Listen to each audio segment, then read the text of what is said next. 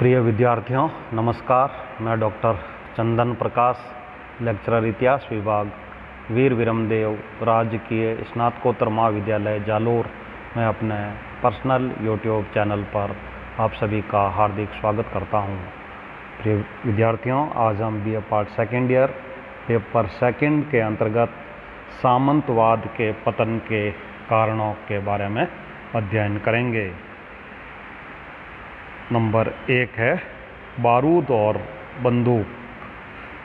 सामंती प्रथा के अभ्युदय का एक प्रमुख कारण उनके सुदृढ़ दुर्ग तथा सैनिक शक्ति थी, जिसके बल पर वे दूसरों को सुरक्षा प्रदान कर सकते थे। गढ़ यानी कैसल अथवा दुर्ग सामंतों की शक्ति के आधार स्तंभ थे। यह जितना विशाल और सुदृढ़ होता, सामंत की शक्ति भी उसी के अनुसार आंकी जाती थी। गढ़ों का निर्माण आवास की सुख सुविधा को ध्यान में रखकर नहीं किया जाता था, अपितु बाह्य आक्रमणों तथा घेराबंदी के समय सुरक्षा की दृष्टि से किया जाता था। गढ़ों का निर्माण सामान्यतः सीधी खड़ी चट्टानों पर अथवा आसपास की ऊंची भूमि पर किया जाता था। गढ़ के चारों ओर ऊंचे परकोटे तथा बुर्जियों का निर्माण किया जाता था। सामरिक दृष्टि से सामंत लोग इन गढ़ों की ओट में आक्रमणकारियों से मुकाबला करने में समर्थ बन गए थे। सामंत लोग प्राय घोड़ों पर सवार होकर भाले तथा बर्छे से लड़ते थे, परंतु 13वीं शताब्दी के बाद सामरिक कला के क्षेत्र में महत्वपूर्ण परिवर्तन शुरू हो गए। अब लंबे धनुष बाणों का उपयोग बढ़ गया, जिसके सामने सामंतों के भाले बर्छे बेकार सिद्ध हो गए। बाद में बारूद के उपयोग ने सामंती शौर्य के महत्व को ही समाप्त कर दिया। बारूद के उपयोग से अब तक अपराजय समझे जाने वाले सामंती दुर्ग बालू मिट्टी के भवन की भांति ढहने लगे। मध्य युग के उत्तरार्ध में बंदूकों का प्रचलन हो गया, जिनका उपयोग करने के लिए पदाती सेना का नए सिरे से गठन किया गया। बंदूकधारी पदाती सेना की उपयोगिता के कारण सामंती घुड़सवार सेना का महत्व भी जाता रहा। बारूद पर राजाओं ने शुरू से ही अपना एकाधिकार कायम करके बंदूकधारियों की स्थायी वेतनिक सेना रखनी शुरू कर दी, जिससे राजा लोग अब अपने सामंतों की सैनिक सेवा पर आश्रित रहने अथवा उनसे भयभीत होने से बच गए। इन बदली हुई परिस्थितियों में सामंतों के लिए अपना महत्व बनाए रखना असंभव हो गया। नंबर 2 है धर्म युद्धों का प्रभाव। ईसाइयों के पवित्र तीर्थ स्थान जेरूसलम पर तुर्कों ने अधिकार कर लिया था। ईसाई लोग इसे पुनः प्राप्त करना चाहते थे। जेरूसलम के अधिकार को लेकर ईसाइयों और तुर्कों के मध्य 1095 ईस्वी से लेकर 1291 ईस्वी तक 7 प्रमुख युद्ध लड़े गए। इन्हें इतिहास में धर्म युद्ध यानी क्रूसेड्स कहा जाता है। सामंती प्रथा के पतन में इन धर्म युद्धों ने अप्रत्यक्ष रूप से महत्वपूर्ण योगदान दिया। ईसाइयों के सर्वोच्च धर्माधिकारी रोम के पोप की अपील पर असंख्य सामंत अपने अनुचरों तथा सैनिकों के साथ धर्म युद्धों में भाग लेने मध्य एशिया पहुँचे। उनमें से अधिकांश सामंत और उनके सैनिक युद्धों में मारे गए, बहुत से वहीं बस गए। धर्म युद्धों में ईसाइयों की पराजय के कारण समाज में सामंतों का सम्मान घट गया। जनता को विश्वास हो गया कि अब उनका जीवन सामंतों के नेतृत्व में सुरक्षित नहीं है, अतः वे शासकों को सहयोग देने लगे। शासकों ने भी स्थिति का लाभ उठाकर शेष सामंतों की शक्ति को कुचलना प्रारंभ कर दिया। यद्यपि सामंत तंत्र 18वीं सदी तक अपना अस्तित्व बनाए रहा, परंतु अब उसकी गरिमा नष्ट हो चुकी थी। वह केवल राज दरबारों की शोभा मात्र रह गए। नंबर 3 है किसानों के विद्रोह।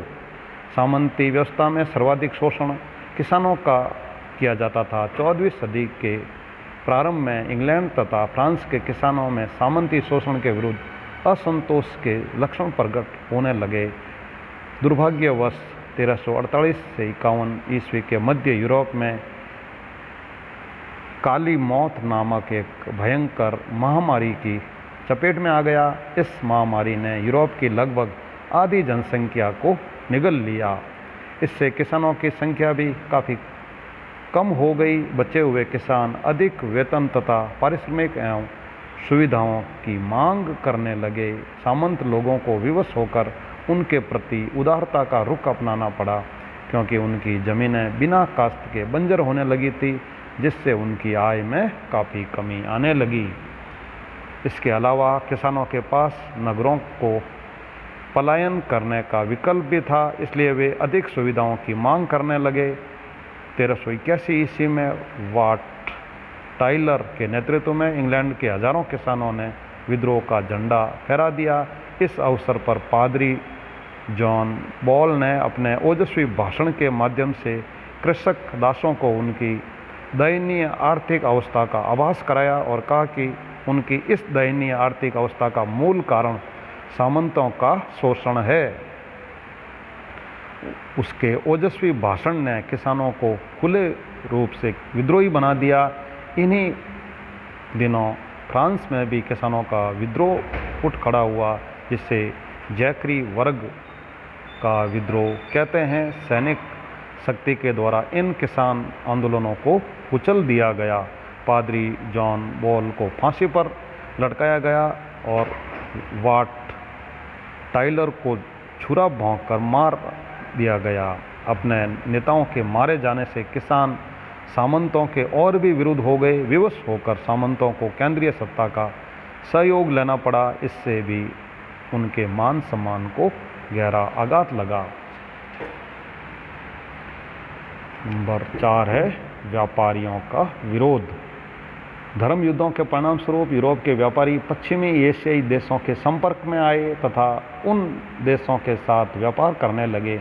ज्यों-ज्यों व्यापार में वृद्धि होती गई, व्यापारी वर्ग की धन संपदा भी बढ़ती गई। व्यापार वाणिज्य के विकास के फलस्वरूप नगरों का भी विकास हुआ और इस प्रकार के उद्योग धंधे फलने फूलने लगे। नगरों के विकास के फलस्वरूप व्यापारी वर्ग में स्वतंत्र अभिव्यक्ति की भावना पनपने लगी। इस वर्ग ने यह अनुभव किया कि उनके व्यापार की सुरक्षा तथा सफलता अब सामंत प्रथा पर नहीं, अपितु शक्तिशाली राजाओं पर है। व्यापारी वर्ग सामंत प्रथा का एक अन्य कारण से भी विरोधी था। उन्हें प्रत्येक सामंत की जागीर से गुजरने वाले माल पर चुंगी चुकानी पड़ती थी। उनका मानना था कि केवल एक ही शासक का शक्तिशाली राज्य स्थापित हो जाए तो उन्हें केवल एक बार ही चुंगी चुकानी पड़ेगी। इस नवोदित व्यापारी वर्ग के पास धन था, बुद्धि थी, साधारण लोगों में प्रतिष्ठा थी, परंतु प्रशासन में उनका कोई महत्व नहीं था। सामंतों की तुलना में इस वर्ग के लोगों को बहुत ही निम्न स्थान प्राप्त था, जबकि अनेक सामंत इस वर्ग के ऋण भार से दबे पड़े थे। ऐसी स्थिति में व्यापारिक वर्ग में सामंतों के प्रति असंतोष पनपना स्वाभाविक ही था। अतः उन्होंने सामंतों की शक्ति के पतन के लिए राजाओं को आर्थिक सहयोग देना शुरू किया। व्यापारियों की आर्थिक सहायता से ही राजा लोग नियमित सैनिक भर्ती कर पाए और इसी के सहारे उन्होंने सामंतों की शक्ति को नियंत्रित किया। नंबर 5 है मुद्रा का प्रचलन।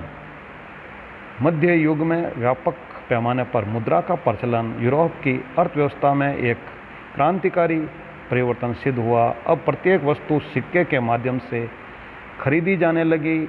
इससे पहले सामंती व्यवस्था में वस्तु विनिमय की प्रथा थी।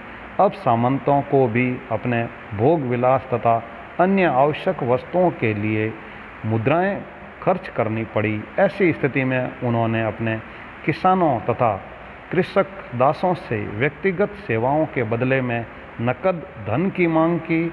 इससे सामंतों का महत्व कम हो गया। बहुत से सामंत जो धन के लिए अधिक लालायित थे, उन्होंने धन देकर कृषक दासों को स्वतंत्र करना शुरू कर दिया। उधर व्यापारी वर्ग राजा के कोष को नकद धन से भरने लगे थे। इससे राजाओं के नकद वेतन देकर नियमित सेना का गठन कर लिया और वे सामंतों की सैनिक सेवा के आश्रित नहीं रहे। इस प्रकार मुद्रा के प्रचलन ने एक ओर तो राजाओं के प्रभाव को कम किया और दूसरी ओर राजाओं की शक्ति को बढ़ाया। व्यापारी वर्ग के विरोध ने सामंतों को पहले ही कमजोर कर दिया था। नंबर 6 है राजाओं की शक्ति में वृद्धि। 9वीं एवं 10वीं सदी के अव्यवस्थित तथा अशांत वातावरण एवं निर्बल शासकों की उपस्थिति के कारण ही सामंत प्रथा पूर्ण रूप से विकसित हो गई थी। जब तक राजाओं की शक्ति निर्बल रही, सामंत प्रथा अधिक प्रभावशाली बनी रही, परंतु आगे चलकर परिस्थितियां राजाओं के अनुकूल होती गई। धर्म युद्धों ने बहुत से सामंतों के अस्तित्व को ही समाप्त कर दिया। व्यापार वाणिज्य से समृद्ध होता व्यापारिक वर्ग सामंतों की अपेक्षा राजाओं को सहयोग देने लगा। मुद्रा के प्रचलन से राजा लोग अपनी निजी सेना रखने में समर्थ हुए, जिससे सामंतों को दबाने का काम सुगम हो गया। प्रशासन पर से सामंतों के प्रभाव को समाप्त करने की दृष्टि से राजाओं ने अपने कर्मचारी नियुक्त कर प्रशासन चलाना शुरू कर दिया। इससे सामंतों